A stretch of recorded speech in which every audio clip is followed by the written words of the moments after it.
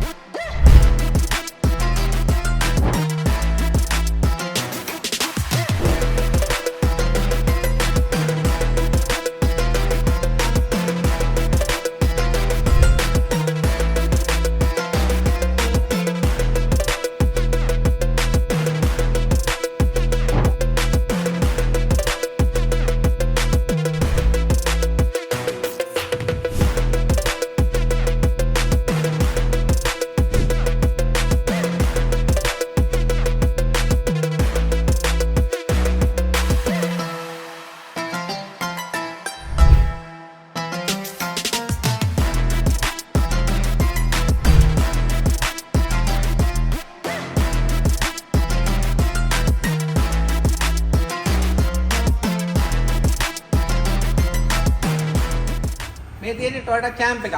ඔබ දන්නවා වාහන හදලා තියෙන්නේ පාරේ දුවක්. වැරදීමකින් මේ වාහනේ ගියේ ගඟකට. ඉතින් ඩ්‍රයිවර් අතින් වැරදින පොඩි මිස්ටේක් එකක් වුණා. වැටුණා ගඟට වාහනේ. වතුර පිරලා තියෙනවා මෙතෙන්ටම. ඒත් එක්කම. ඉතින් ලොකු ඩැමේජ් එකක් තියෙනවා බොඩි එකේ. ඔබ බලන්න A post, B post, C post සහ roof post එකත් roof එකත් ඔක්කොම ගිහිල්ලා තියෙන්නේ. කඩාගෙන දකුණු අත පැත්තෙන් වම් අත පැත්තෙන් බැලුවත්